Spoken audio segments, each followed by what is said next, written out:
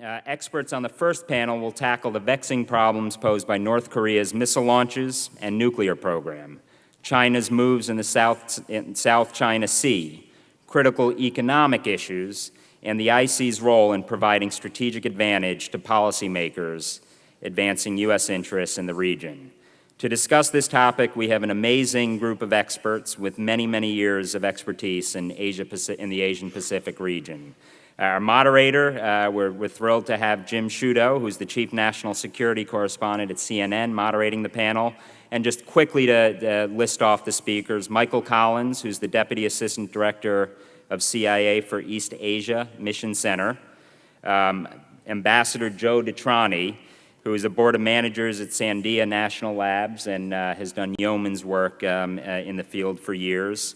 Young-Suk Lee, who's the Deputy Assistant Director of CIA for Korea Mission Center. Please welcome them to the stage. Gentlemen, over to you. Thank you.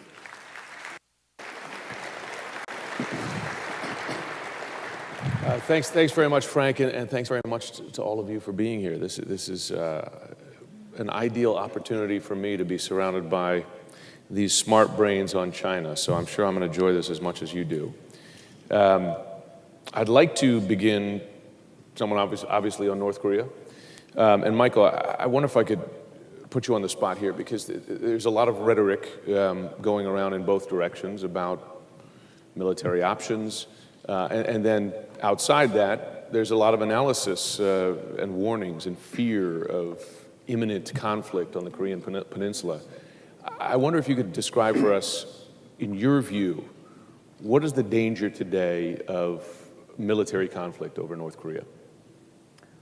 Well, thanks. Look, I think this issue that we're discussing this morning is right now the intersection between right now the most, in my view, immediate national security threat the United States and our partners face, and at the same time, the most pressing, serious, long-term strategic challenge, which is the management of China's rise in Asia. I think we have to think about that diagnostically when we think about this as a national security problem, what we do in the intelligence business to diagnose and bring that about and help to address it. North Korea is obviously aspiring to establish itself as a recognized nuclear state, and this leader, Kim Jong-un, is focusing on his stability and security at home. And at the same time, as I say, we're wrestling with another country. This is a Northeast Asia problem, not just a North Korea peninsula problem. What kind of relationship China wants with the United States. And China itself is wrestling with concerns about instability on its border, but at the same time is also trying to establish a stable relationship with the United States. So we are concerned. It's a serious issue, but I want to impress upon everyone here that it's, to us, not just an immediate national security threat. It's forcing us to think about the long-term management of China in the Northeast Asian theater. So, good big picture, and I know that China is essential to this going forward. But in the immediate space, and maybe even just for the audience's comfort, I mean, what's your level of concern or nervousness that the back and forth could escalate into a military exchange? Yeah, well, in my view, and I'll defer to some of our other experts here on the table, North Korea is clearly testing the tolerance of the United States and the international community to manage its increasingly provocative behavior aimed at further establishing itself as a recognized nuclear and missile-armed state. And yes, with each increasing escalation, they're raising the threshold for the United States and others to accept or press back against that. So I expect that this continued tension will continue. Young, you'll often hear, and I think this is just not accurate, but you'll often hear Kim Jong-un is a crazy man, right? He's an irrational actor. Is he, in fact, irrational or a very rational actor from the perspective of North Korea? Often, right, Jim, people will often say that, but I think Kim Jong-un is a very rational actor. And it kind of ties back to what your question earlier about issue of potential conflict in the peninsula. The last person who wants conflict on the peninsula is actually Kim Jong-un. Kim Jong-un wants what all authoritarian rulers want, Assad and all the others. He wants to rule for a long time and die peacefully in his own bed. And that is, I think we have a tendency in this country and everywhere else to kind of underestimate the conservatism that runs in these authoritarian regimes. And that is probably the greatest circuit breaker in any kind of conflict. Bluster and rhetoric aside, Kim Jong-un has no interest in going toe-to-toe against Combined Forces Command. That's not conducive to his longevity, and that's not conducive to his long-term rule. And certainly his elites, people say, well, he's got to show credibility to elites. Believe me, North Korean elites are not interested in getting their faces on a deck of cards being chased after JSOC. So so without the bluster, beyond the bluster, Kim Jong-un is a rational actor. I think his long-term goal is very clear. It's been clear for the history of the Kim family regime to come to some kind of a big power agreement with the United States and remove U.S. forces from the peninsula. I frequently use the analogy that North Korea is like a prize fighter who's kind of been in the corner and just needs a little bit of a break to kind of get back on his feet. Maybe not all the way back to the glory days of the 1970s when people talked about the Korean miracle. They were actually talking about North Korea, maybe not to that degree, but just take it step by step and just get himself back in the fight, become relevant again. So I think it's a very rational, long-term strategic goal from the perspective of Pyongyang. So I'm going to ask you a question that I'm often asked in my job, and I'm sure might be on the minds of many folks in the audience. Is there an actual risk that at the moment, which appears imminent, that North Korea is able to marry a miniaturized nuclear warhead with an intercontinental ballistic missile? Is it conceivable that North Korea would fire that at the U.S., or would that be purely a last resort in an already escalated military conflict? Yeah. I mean, yeah. So the kind of the out of the blue attack against the U.S. Once again, Kim Jong-un being a rational actor, it's not conducive to his regime interest and his longevity. As for the threat, I think strategically the weapon is threatening the U.S. I think it affords him, or his strategic calculus, that it affords him more freedom of action, I think, on the Korean Peninsula. Right. And at the end of the day, it's all politics are local. Yeah.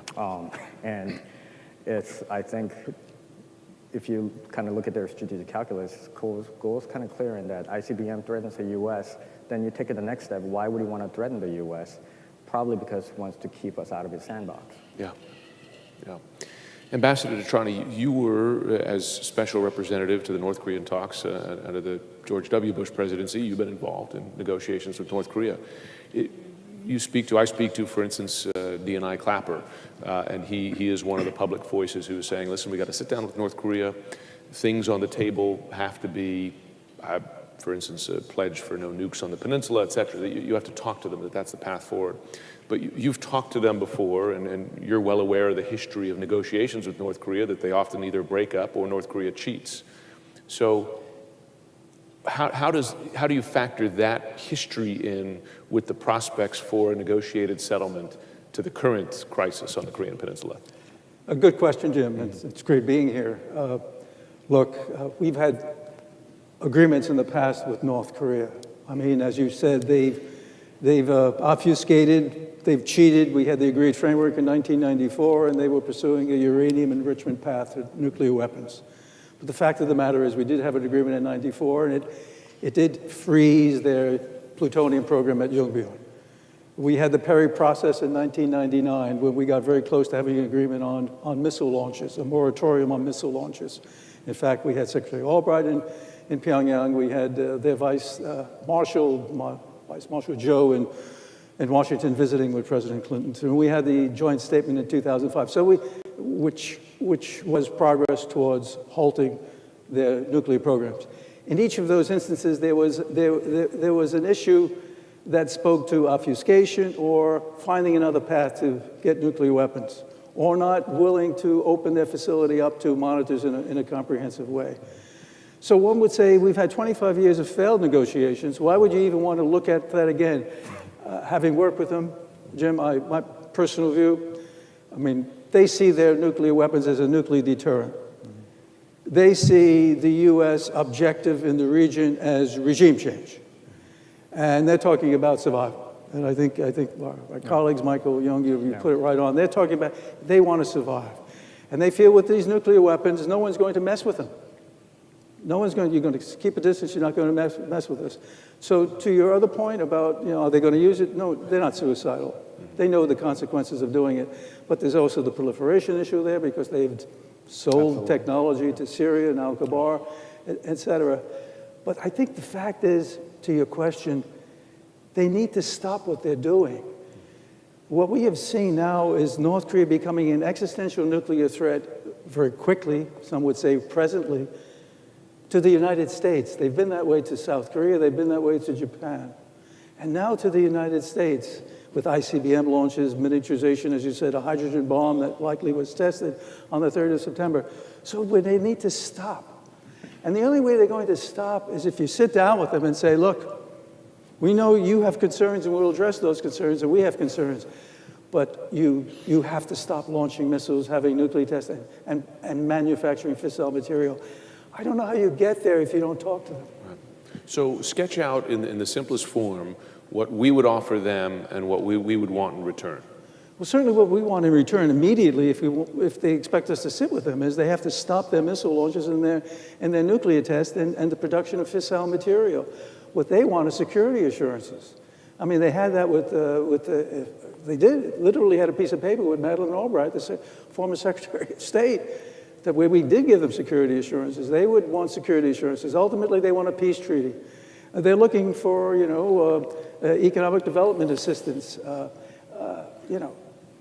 Look, they've been pursuing nuclear weapons for a number of years under the guise of peaceful nuclear. Well, there is that peaceful nuclear piece. They want light water reactors, as they were promised with the agreed framework. So there are a number of deliverables available to them that they want to put on the table. The main one being security assurances. Right. Armistice, actually end the Korean War. Well, armistice, the reduction on the sanctions, scaling back the joint military exercises, because they see this all as a threat to their survival. I'm going to put you on the spot here. Is North Korea more or less likely to negotiate if the U.S. pulls out of the Iran nuclear agreement? My personal view on that, I think that would be a message to Pyongyang that the U.S. could be fickle, that the U.S. may sign into agreements and then walk away from those agreements. And I think my personal view, if we just pulled out of the agreement, I think North Korea would sit back and say, well, even having assurances from the U.S., it really doesn't mean that much. So, but if we complemented the agreement, and if we, as we did with North Korea, and we talk about missiles and things like that, I think the North Koreans could understand that. Enhancing the agreement rather than cutting it. Understood. Michael, people talk a lot about, and our president included, talk a lot about how China is the key. Got to put pressure on China. China's got to do more. China is doing more, but they're not doing enough. I often remind folks that frankly, China has different national security priorities than we do, as much as they dislike or want to avoid a nuclearized Korean peninsula. In the simplest terms, can China do more to squeeze North Korea to make a difference? Because I know on the flip side, China doesn't want to knock the regime down. So there is more China could do to increase pressure and to further isolate North Korea. What effect that will have on Kim Jong-un's calculus is a different issue, but let's park that for a second. China still accounts for 90% of North Korean trade. Yeah. China still provides the lifeline crude oil to North Korea. It's noteworthy that with the sanctions we have put in place, the Chinese, by the public record, by their statements, they are enforcing what sanctions they have agreed to, but they're also very sensitive to what they don't put on the sanctions list. And again, the crude oil and only agreeing to limits on trade. It's clear the Chinese want to maintain influence with this regime, and probably worried about undercutting that if they pull out of all of their support away from North Korea. China has publicly, their policy is, of course, to support the denuclearization of the peninsula. But as you say, they also, perhaps more so, put a priority on stability and the continuance of the buffer state. Their challenge, in my view, is to look back and reflect on and assess to what extent the support they're continuing to provide to North Korea, to what extent that encourages North Korean behavior. That at the end of the day, my hope is that the analysts in China who are looking at North Korea and the region say when they look out at what's happening in East Asia and what the U.S. is being forced to do and our allies in response to North Korean behavior, recognize, you know what, our support to North Korea is actually creating more threats to stability in East Asia than would come from us actually further isolating North Korea. Right. My hope is, again, analysts and their intelligence officers in China are wrestling with this equation and trying to do that cost-benefit analysis. But again, increasingly, North Korea's behavior is bringing about problems for China in East Asia that are certainly not in China's interest. And where we can find a way to, bring those two together, I think somewhere in there is perhaps a solution. But at the end of the day, yes. So China can do more, but whether Kim Jong-un changes his calculus, if in fact he's lost the crude oil, or just the general backing of China at the UN or in other places is a different question. Just a reminder to the audience, I am going to go to the audience, and I know there's press here as well for questions, so you're going to get your chance for a bite at the apple. I just want to go through a couple more topics here.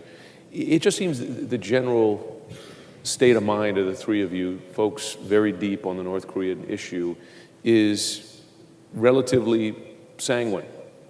Chill, more chill than I expected.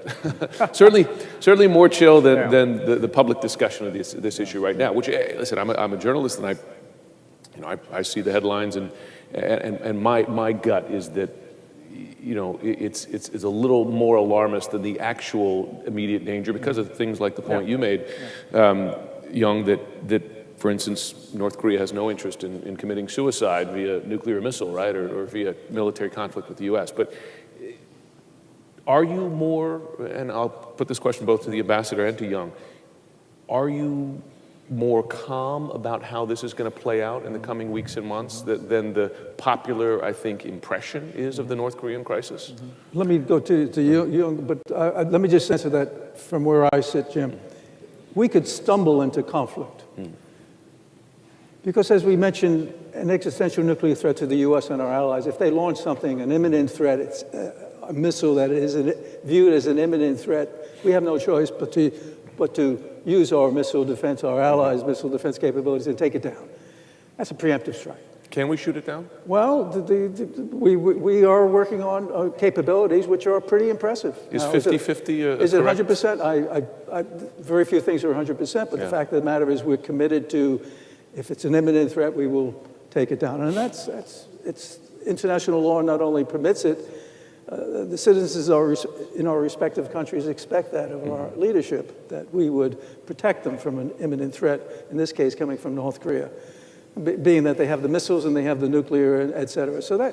So just think about that. And if there was something coming at us that's an imminent threat at us or our allies, we take it down or attempt to take it down with a declaratory policy. The North Koreans may respond to that. Hopefully they don't, because they're threatening. But take that logic, the possibility of stumbling into something because they respond in some kind or they initiate something in kind and it's misinterpreted or misconstrued or we act. So the possibility of stumbling into conflict, I think, is very great. So I'm not chilled on that. I think a lot has to be done to diffuse the current impasse. No? Well,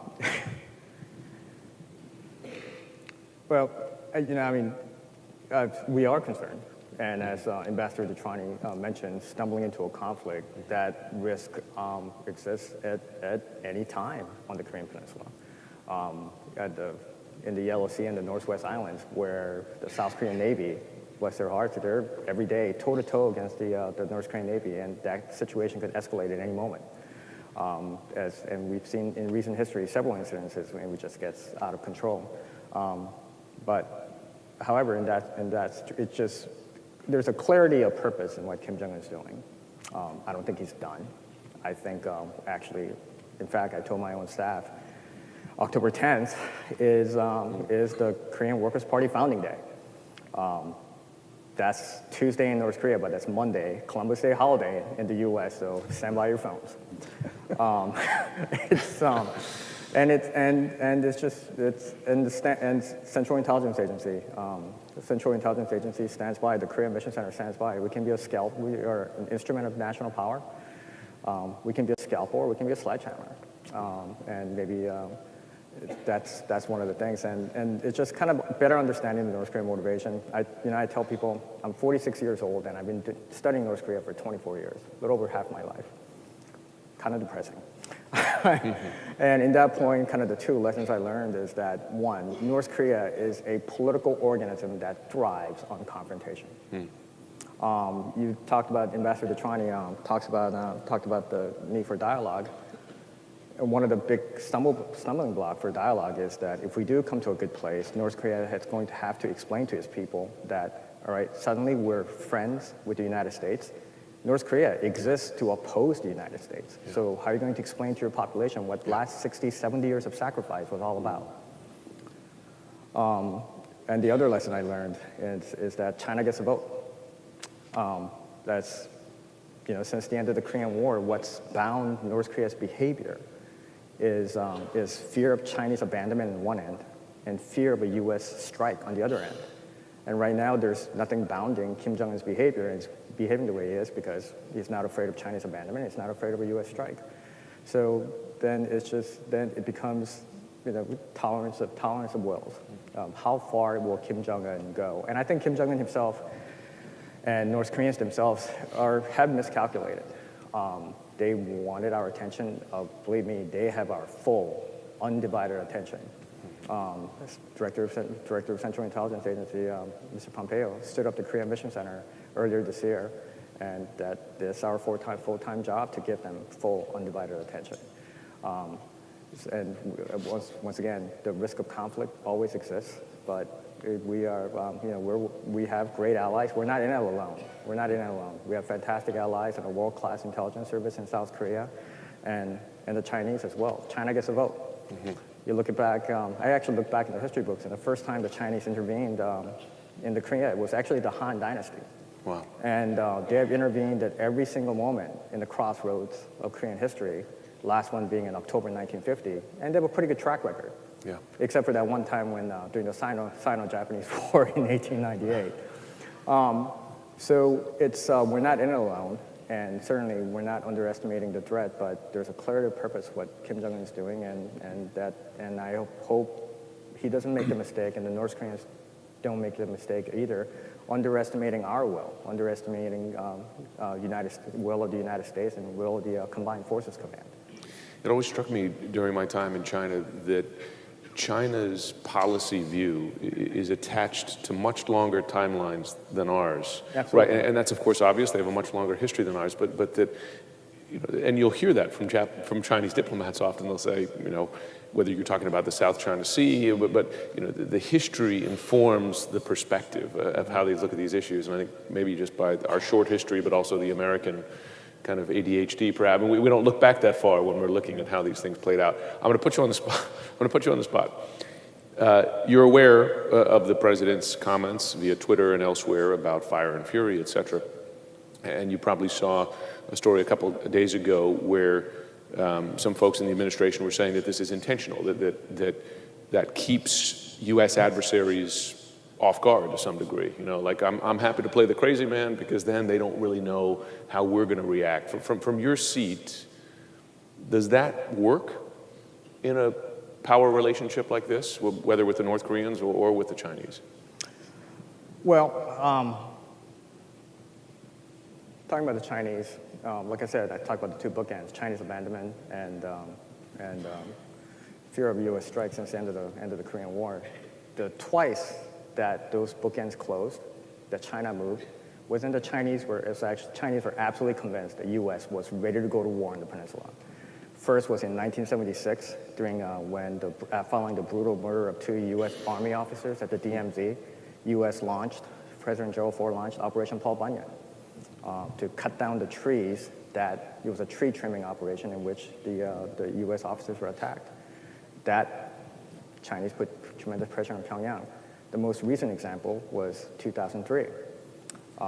When the U.S. reconnaissance flight, North Koreans intercepted a U.S. reconnaissance flight over the Sea of Japan. That was the week we kicked off Operation Iraqi Freedom. We had a lot of deterrence credibility that week. And Chinese, once again, that's how the six-party talks got started. Once again, the tremendous pressure they put on Pyongyang. So, once again, not just saying that all options are on the table, but demonstrating our clear purpose as the Combined Forces Command has been doing with our strong South Korean allies, with the B-1 flights and the continuing exercise of military power.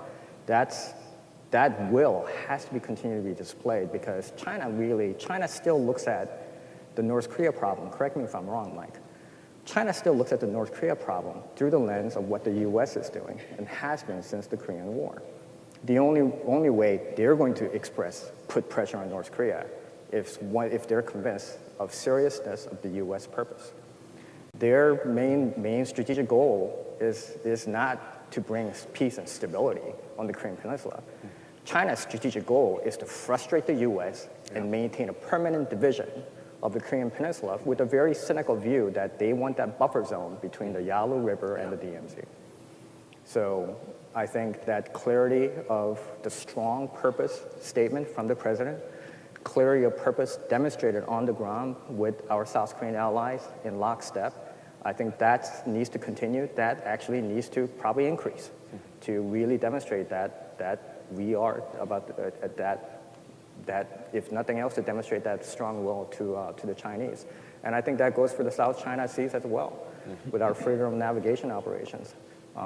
China not only takes a very long point of view, but it also looks at a global point of view. And when the Seventh Fleet shows that we're with that freedom of navigation, that we'll sail anywhere in international waters, that demonstrates a clarity of purpose that resonates with Beijing and that makes them think twice about North Korea as well.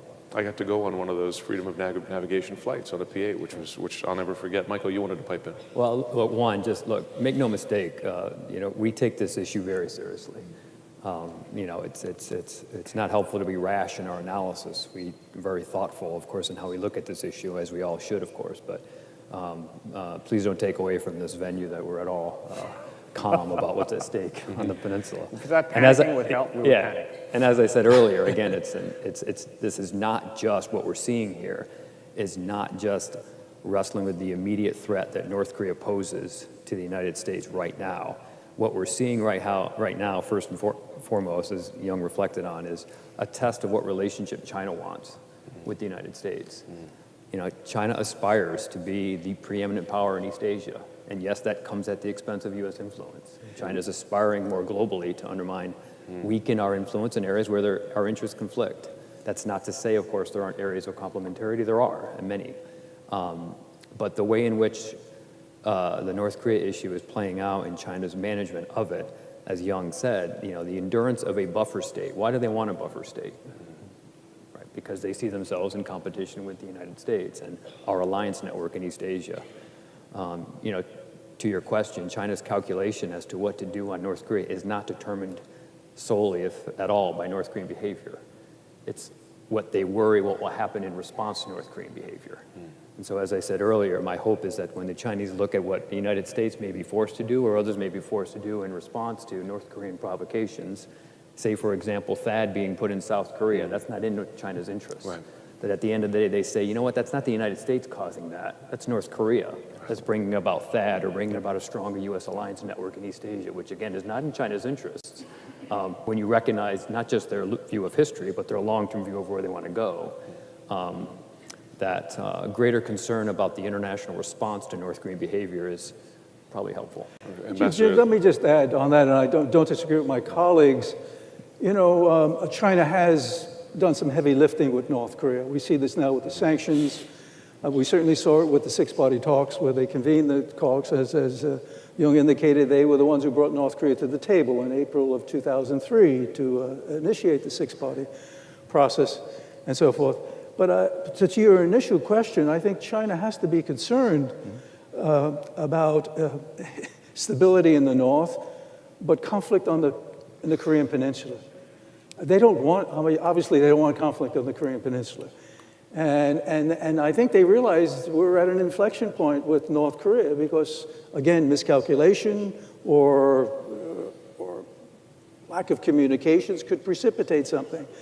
So, and I think China would be a very active player on that if they felt, and as our colleagues indicated, they do see North Korea, although they're not happy with North Korea, they have a peace and friendship treaty with North Korea. They're not happy, but North Korea serves a purpose for China, as was articulated here and so forth. So I don't think they want to see the U.S. doing something in North Korea that would upset this equation, where they have an ally, and in some ways they probably view North Korea, you know, given the historical part, tributary state, maybe even a vassal state, who knows? But the fact of the matter, it's their turf. So I think China's going to be very protective of that and very concerned if we should, my personal view, unilaterally or, you know, in consultation with our allies, do something that is inimical to their interests. Right. And that's why they have to be part of any, in my view, any discussion about what plans and intentions would be, because really that's, you know, our allies are in South Korea, but indeed for China, that's an important region for them. Okay. Well, I'm going to unleash the audience on you now, so brace yourselves. It's difficult for me to see because the lights, and I like the first questions to be from students, and I do want to get to the press section before we finish up, but perhaps, or students who are members of the GW community. So who's going to choose for me down here? There's a gentleman up here, let's see. And if you don't mind keeping your question short, that way we'll get to as many folks as possible. Hi, Rodney Farron, Crumpton Group. Can we talk about Kim after next? If Kim suddenly peacefully dies in his bed or is removed somehow, is that good for the peninsula, and is it a better world? Who wants to take that? Well, thanks for that question. I'll take that question. Is it a better? Well, it depends on when that happens. If that happens tomorrow, no, it would not be good for stability in the peninsula and not be good for the world. If it happens after a couple of decades, then you know, thinking that he has a succession and successor in place, then that'd be a different picture. But you know, I think we do need to seriously think about how will all this will end. It is in a third generation, and how nothing's permanent, and that is a thing. That is a question that we think often, and how will all this end?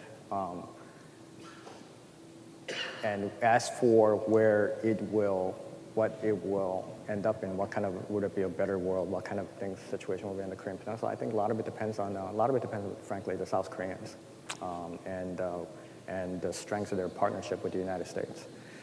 One of the things that, as a historian by training, I look at the Korean Peninsula now, and it eerily reminds me of the 1890s, when you have the Korean Peninsula stuck in the middle of a superpower competition between Russia, Japan, and China, which Japan settled by combat, fighting the Russians and fighting the Chinese.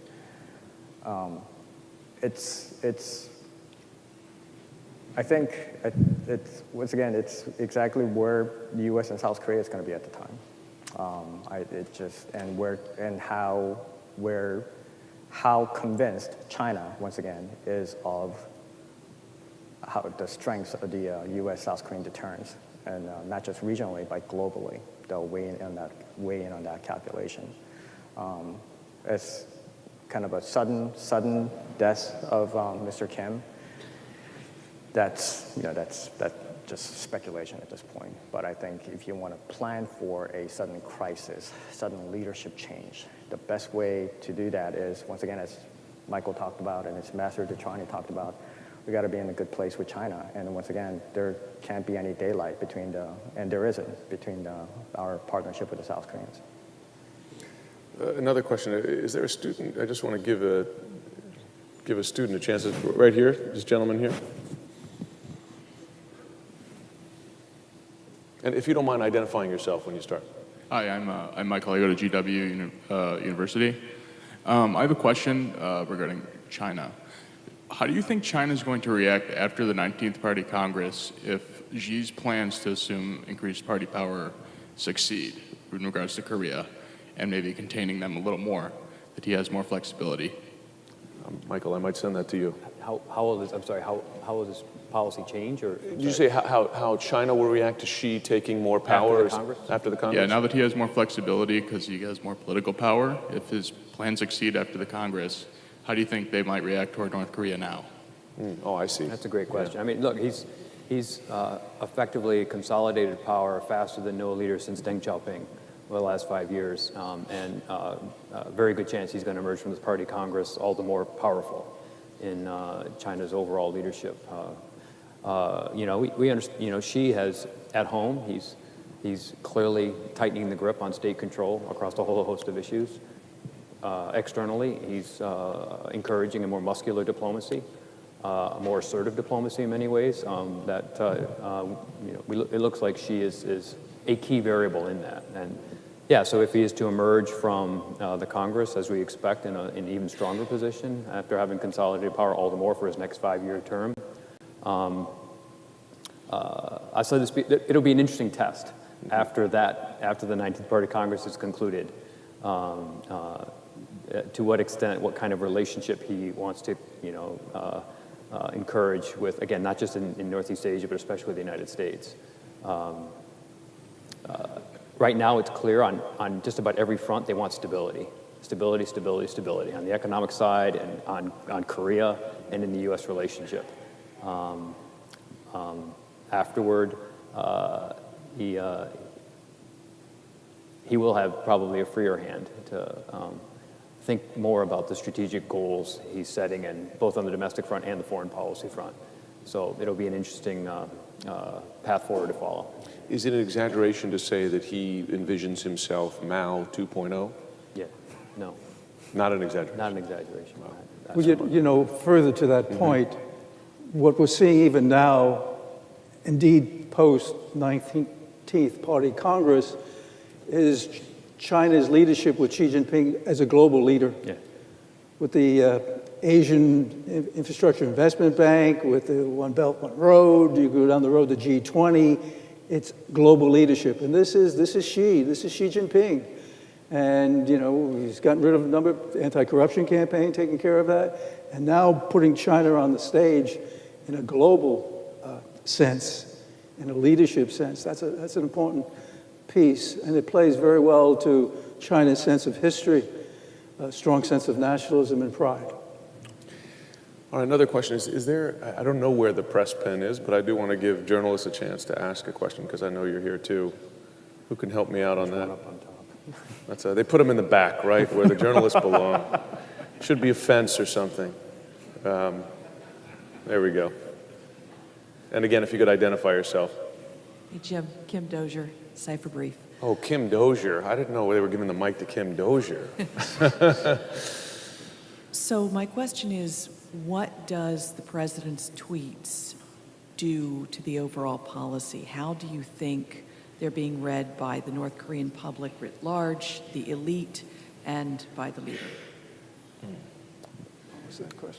It was about how do the president's tweets affect? Are you talking about inside? How are they read, perceived, reacted to? Are they taken as the policy? Yeah, it's a good or question. are they doing what other parts of the world are doing, looking for what Mattis or Tillerson say and ignoring the tweets? That's a good question, because you could ask that question of many allies or adversaries. How do they take the president's tweets, as policy or as? Well, let me just start on that very briefly and look to my colleagues who know more about this than I. I would have to say they're hearing it from the President of the United States, unfiltered. So this has to have significant impact on them. Now, they realize it's a process, But I mean, if you're living in, and let's face it, North Korea lives in a bubble. I mean, with the exception of the Ministry of Foreign Affairs officials who are outside, I mean, they're cut off from the world, literally. So when they hear what's coming from the president, I think it resonates with them. And I think we saw that with the Young-ho, their foreign minister at the UN a few weeks ago, the General Assembly, and the reaction. But I think then when they hear the rest of the senior officials coming in and working with the president on these issues, so to your question, I would say yes, they take it very seriously. This is the president of the United States, but they also know we have a process, and I think right now they're probing, and they want to find out, you know, how does this process work, and what the final analysis will be with respect to policy towards North Korea. I think there's a lot of ambiguity from their side. Anyone else want to pipe in? Chomping at the bit to respond to the president's tweets? No. We have just about 5 minutes left. I definitely want to go to another student again in light of where we are. Anyone with a question? Let's see. Gentleman here.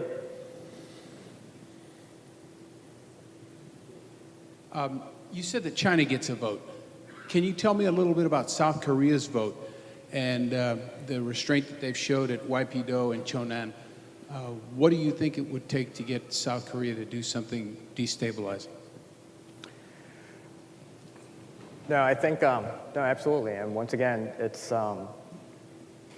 the South Korean military and leadership's rock solid commitment to the partnership and the alliance with the U.S. that has gone and kept the stability and the peace for the last 60 years in the Korean Peninsula. You mentioned their will. I think South Koreans surprised the world and certainly surprised the North Koreans in 2015 when President Park Geun-hye just made it very clear she was ready, and the North Koreans convinced themselves, and North Koreans were convinced as well. You know, when they sent out their the commissar of their Korean People's Army, Hwang Byung-seo, to Panmunjom to negotiate. Once again, it shows that streak of conservatism in the authoritarian systems. Presidents of democratically elected systems, you know, they retire, they write some books, give some speeches. That's not an option for Kim Jong-un. That's not an option for Assad. You either win and stay in the game, or just define winning by staying in the game, or you lose it all. And that I think that once again, that South Korea's vote is America's vote, is that strong alliance relationship that we have with the Combined Forces Command. CIA is really tremendously fortunate that we have a world-class intelligence service in South Korea, the National Intelligence Service, that work lockstep with us as our partner. And I think that political will was displayed by President Park Geun-hye. I think that strong leadership is continuing to be displayed by President Moon Jae-in, and I think that's South Korea as well. Mm-hmm. Anybody else? I would add to that you know, it's not just South Korea, but every partner, every stakeholder who has an interest, and they are abroad in East Asia on this issue and globally, they have a vote and they matter. Because at the end of the day, for us to envision greater chances of success on this issue, it's not going to come from just the United States. That again, China and North Korea need to wake up and look at the region internationally and say, you know what, the international community is pushing back against this. And, you know, yep, absolutely. Right. And just add to that not only North Koreans have our full undivided attention, they got the international community's attention. The tremendous help that we see at the UN, partnership with the amazing work Ambassador Haley's doing up there, in partnership with our European allies, Latin American countries, Southeast Asian countries, the entire world. And think about Japan, the abductee issue, and the first Taepodong that flew over Japan in 1998 when we were negotiating a moratorium on missile launches. And now recently Japan had 2 other intermediate range ballistic missiles flying over Hokkaido. So for Japan, this is such a central issue. And this is why we have to be, and we are, this is an alliance of our allies and regional, but also in a global sense. Yeah. This is not just a U.S. issue or a China issue. I got to say, I often think of that. Imagine the U.S. approaching this. The U.S. approach to this issue if a handful of Americans had been abducted off the Los Angeles beach a decade ago and disappeared forever. You know, it's just, it's incredible. We have 1:24, so I want to give one last question. It's going to have to be short, and the answer is going to have to be short. Right here, gentleman right here. We have a student right here. Oh, great, fantastic, even better. Good morning, gentlemen. Midshipman, 4th Class Greenhill, United States Navy Reserve. Thank you so much for being here. Mr. Shudo, I believe, were you at the Edge MUN by any chance? At the where? The MUN conference at Edgemont High School up in New York. I don't think I was. Yeah, when was it? Okay, just looking at this from a military perspective, we now have confirmed that North Korea has successfully miniaturized a nuclear warhead and can manufacture intercontinental ballistic missiles capable of striking New York if properly aimed. Also, readings would seem to indicate that they successfully tested a hydrogen bomb as well.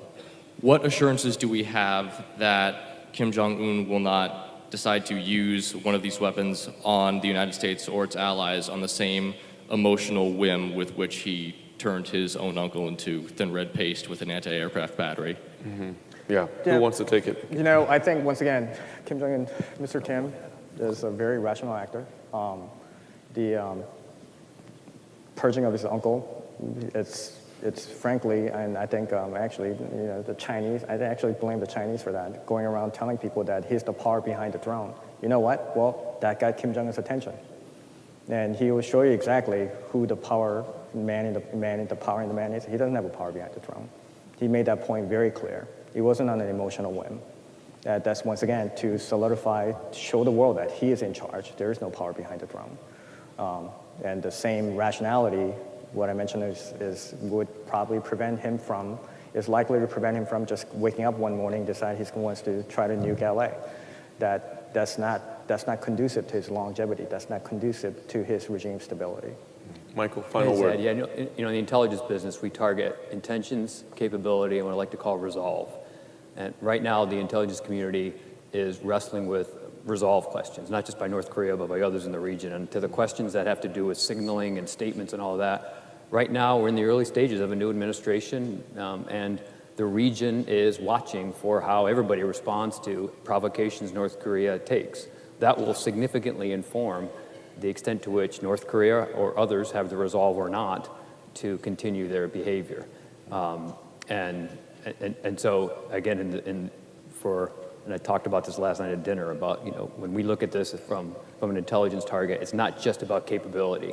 It's not just what we can say about intention, but it's a didactic issue where they are learning, we are learning, our adversaries are learning what they can get away with or not get away with. And we're in the early start of a new window with a new administration. And it makes how we think about and analyze this issue right now all the more critical to what's going to happen next year with the next provocation 4 or 5 years from now. So. Absolutely. Let me just last comment on that, because we're way out of time. But North Korea is not suicidal. I'm young, we all agree. This man, it's survival. There's no question. And they speak about their nuclear weapons program as a nuclear deterrent to keep the U.S., South Korea away for decapitation, what have you. Now, having said that, there is a mentality in North Korea, a very clear mentality, going back to this rich history of 500 invasions over a 2,000 years of recorded history and so forth, of you kill me, I kill you. So there is a sense that if put in a corner, we don't know. And I think some of us would say, and I'm one of them, would say, that North Korea is unpredictable in that regard, if put in a corner. They're not suicidal, they're not going to be using it, they see it as a deterrent and so forth.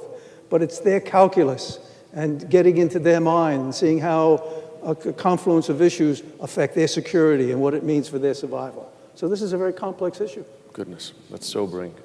Young Ambassador Michael, thanks very much. Thanks to the audience for your excellent questions. Appreciate the conversation. Thank you. Thank you.